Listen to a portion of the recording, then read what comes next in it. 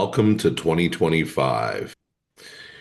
Today's episode is another Coffee with Bill. For those of you who are here starting the year off fresh, I often finish my personal interview episodes with asking my guest to make a bold prediction for the next 6 months, and often it's resulted in something comical rather than serious, and I give my guests that liberty.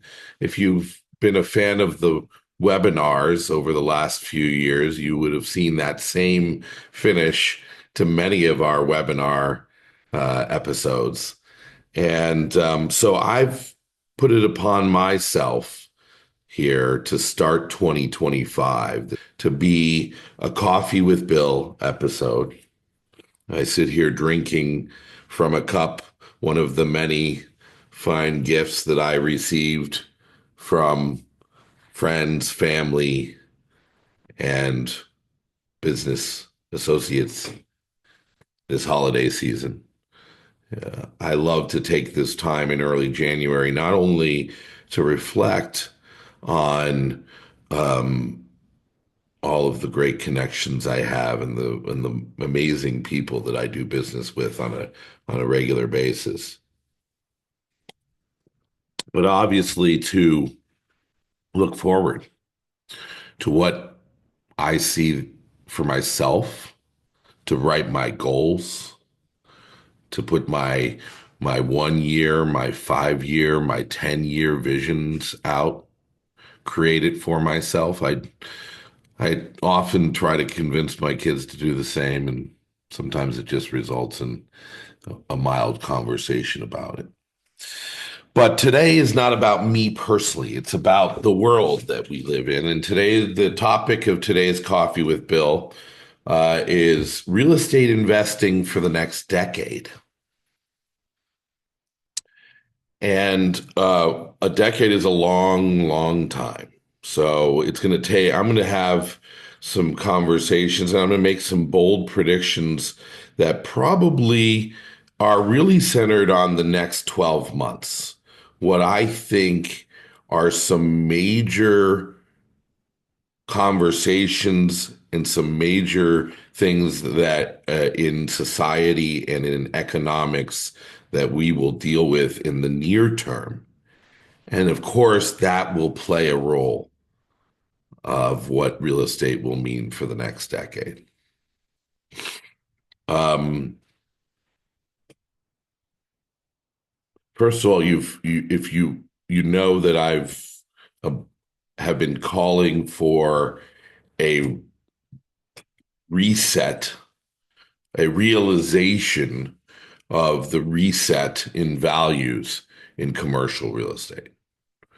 When you go from a 0% rate environment to a 5% rate environment, which is what the Federal Reserve did over the course of the last 2.5, 3 years, it changes the economics, it changes the way deals work.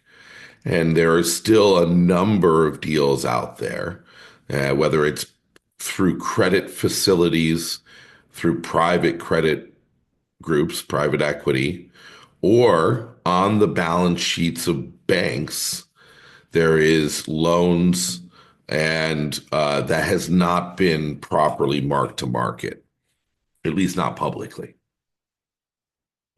And we've seen, starting in 2020 through government, direct government intervention, shutting down evictions and foreclosures and whatnot.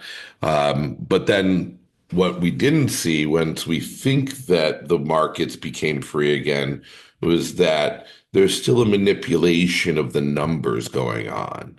There's new tools that the government and the government agencies have given to banks and to allow them to report and to kind of deal with what is an underlying stress. Just to kind of step back for those that aren't following here, we're talking about commercial real estate.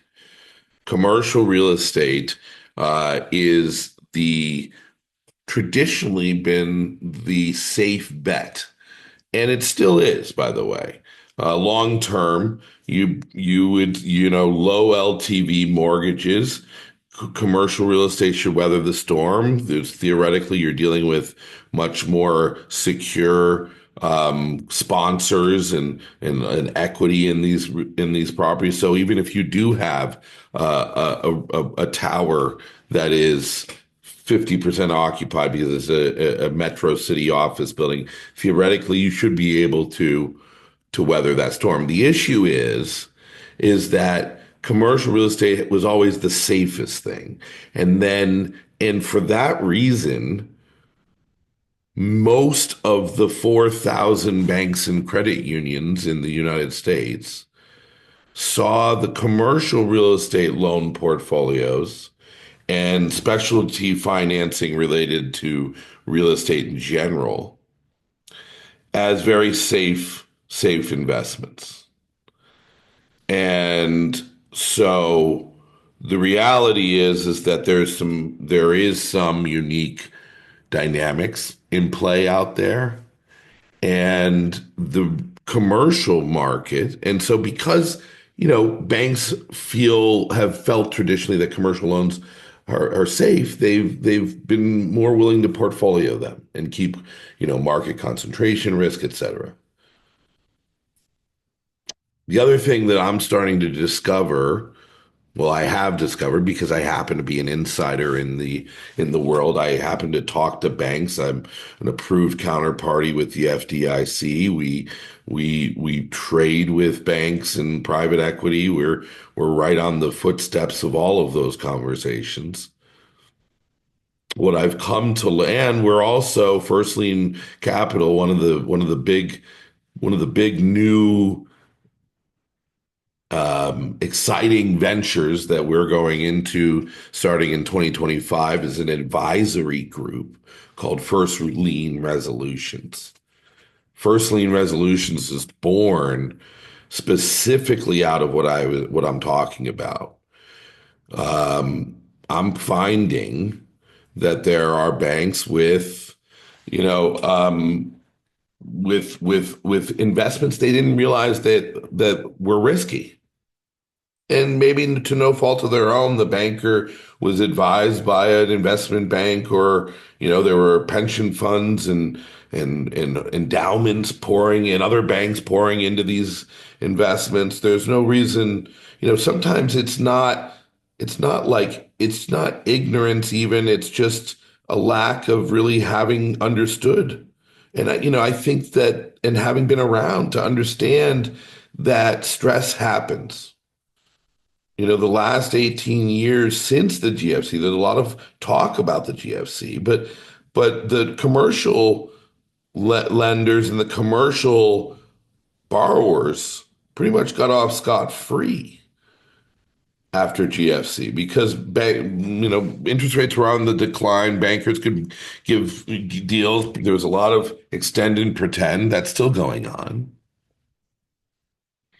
But when interest rates rise, that extend and pretend can't go on. So that's one of my first bold predictions for the next decade is that we are going to see a reset in real estate.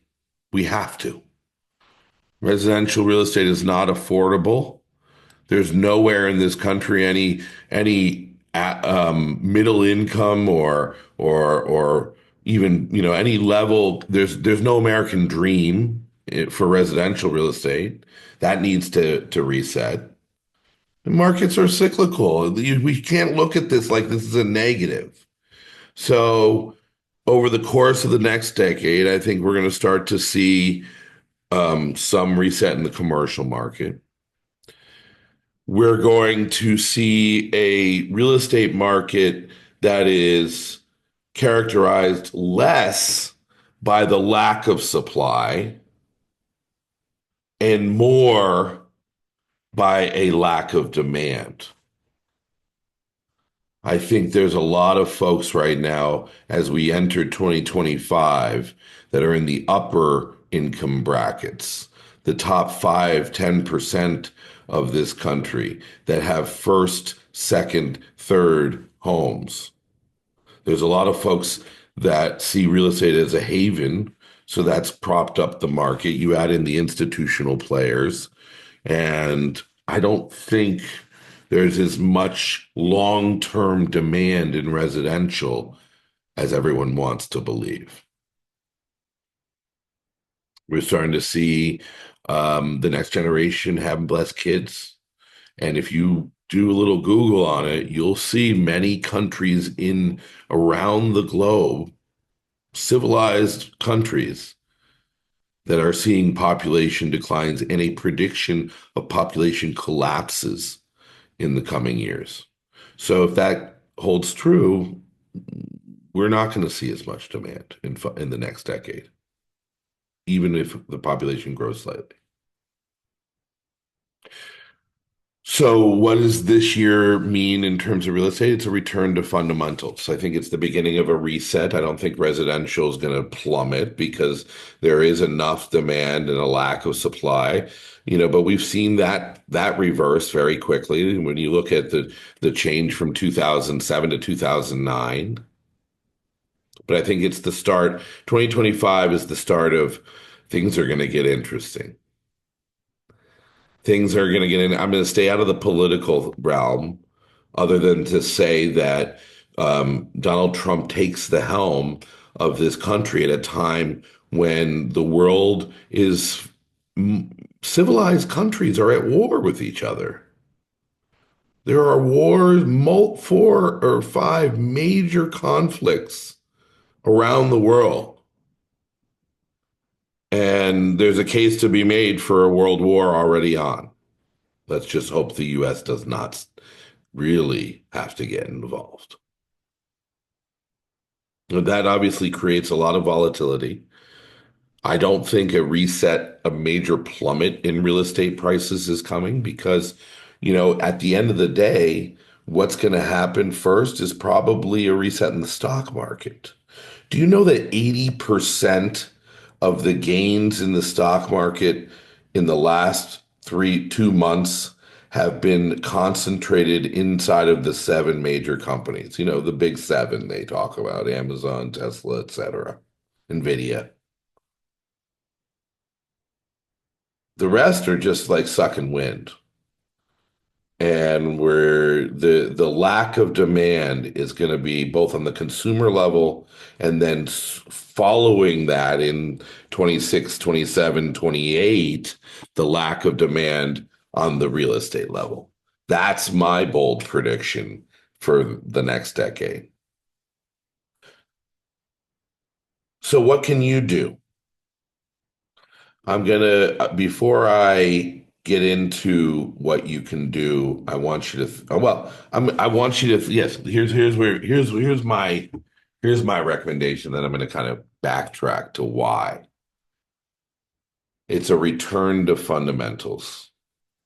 Real estate will always be a good long-term investment because whether you're buying notes at a discount and you have the safety of the real estate value as your arbitrage and your credit enhancement, or you're just buying them to buy them cheap and get the real estate cheap, or you're buying core real estate, but you're buying it at a fundamental level that makes sense.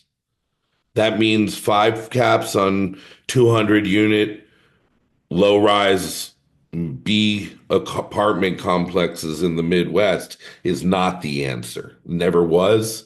That is not fundamentally sound. But those are the kind of deals that were being done in 2020, 2021, even 2022. Return to fundamentals means that, a quality cap rate property is a mid single digit return. You're talking a McDonald's or something like that, where you're on the rent. You're investing in the rent, and you get the real estate as a backing.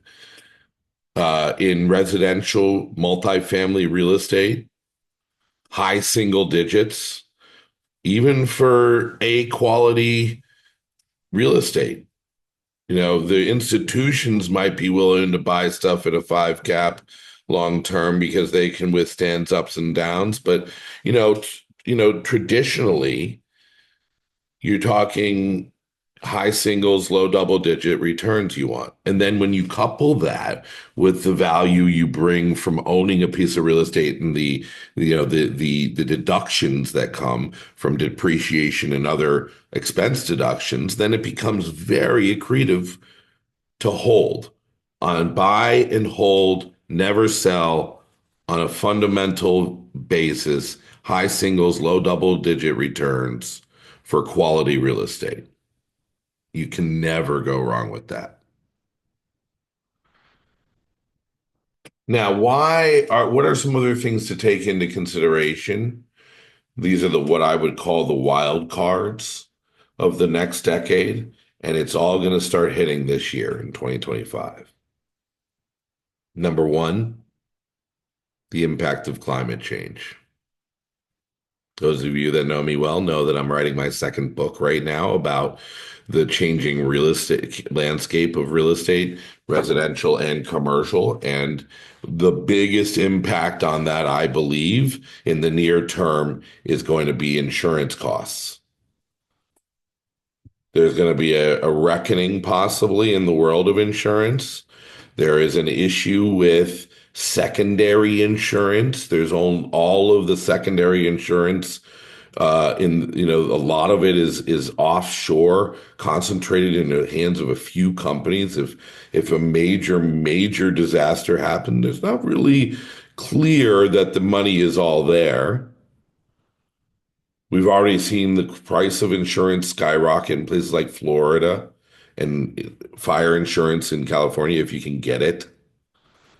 And we're seeing that natural disasters and climate change, we're not having a political issue conversation here. It's happening. We've gone from billion-dollar events every quarter to multi-billion dollar and multi tens of billions of dollar events every couple of weeks. And that's just facts. Where we can debate what caused it, whether it's just a natural occurrence, but it's now been a fact for the last couple of years. We've entered a cycle of real climate change and real climate impact and climate and weather irregularity, and we have to live with it. And it's going to have its effect on real estate. Either people are going to have to stop insuring and start or self-insuring, or we're going to have to do some kind of a, mass global insurance fund. Something may tumble in that area.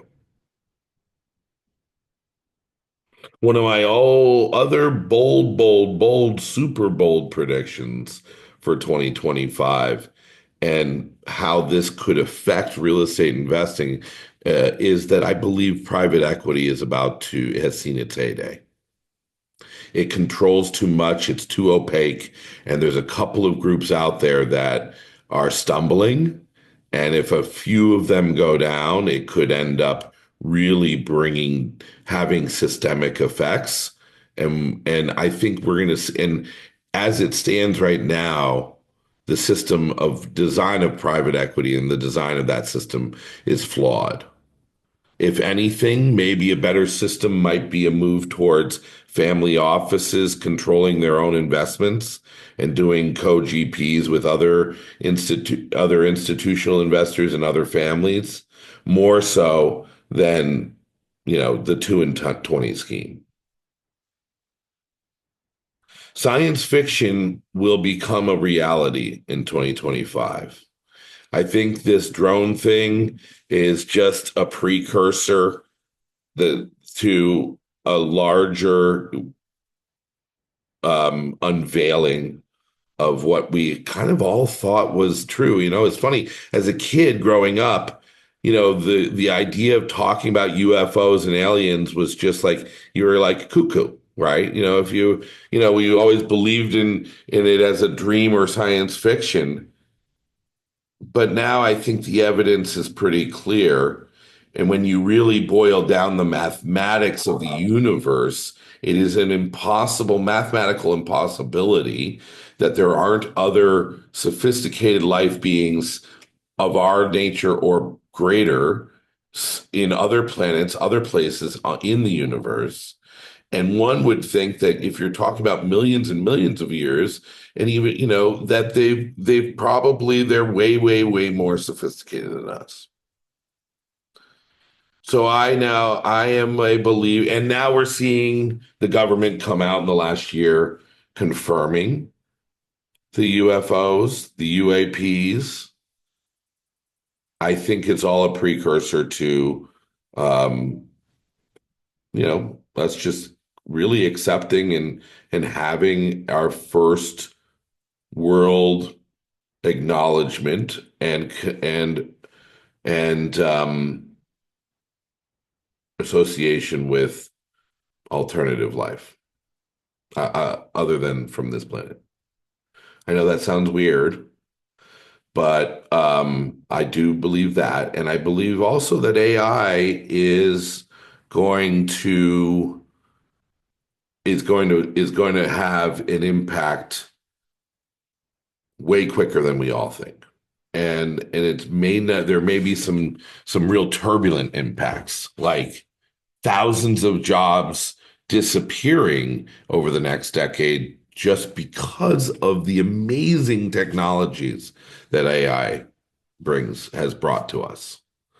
So get on the AI bandwagon, folks. I am trying to, but you know, that's serious. Find a Claude or an XAI or a Chat GPT to get familiar with. Quantum mechanics plays a role in this AI thing. I don't know if anyone followed, but NASA shut down their quantum mechanics program in February of this year and gone dark on what's going on with it. I am not this much of a conspiracy theorist or anything normally. This is real facts. You can check this out. Um, I think that the Willow chip that Google announced just a few months ago will be part of the conversation of 2025. Quantum mechanics, AI, the Willow chip. Quantum computing. I said quantum mechanics. I meant quantum computing. And so, what does all of that have to do with real estate? Well, I don't know. That I don't know. I don't have an answer for you other than to say there is still only X amount of land on the planet that will have value, intrinsic value. But maybe all of these technologies, all of this realization of the return to fundamentals and the cost of maintaining these lands, the impact of climate change, et cetera, maybe that resets the way we look at real estate. It probably blows up a lot of certain investments, certain types of investments. If you get into anything too tricky or convoluted, equity schemes or whatnot, a lot of that stuff gets blown up in the coming years because a return to fundamentals, a market reset, a recession, a revaluation of the dollar exposes things that are not fundamentally sound economically. But that's what first lien resolutions is for, I guess, right? That's my predictions for 2025 in real estate investing for the next decade. It's pretty simple. Stick to the fundamentals. If you're going to invest in real estate, buy with with the intention of never selling. Make sure the deal works on its own. You're not trying to buy into an appreciation promise or anything like that. If the deal pays you a nice return, pays for itself, isn't highly leveraged, and then you can't go wrong.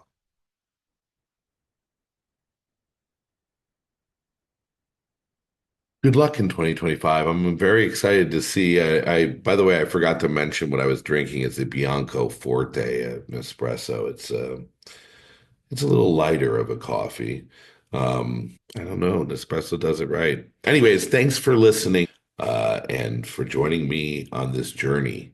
2025 is going to be quite a roller coaster year. Even though I'm not a fan of roller coasters, I do thrive in an industry that is volatile. Because we're always there to fix other people's mistakes. Look forward to seeing you all. Good luck to you all, and thanks for listening.